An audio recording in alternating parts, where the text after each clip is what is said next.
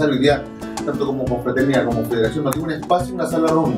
No la tenemos, se están reuniendo en varios espacios que arrendamos, que gestionamos, pero quizás eso también sería necesario. En este espacio pueda como compartir saberes, ¿no? En ese sentido lo veo más como un espacio de articulación.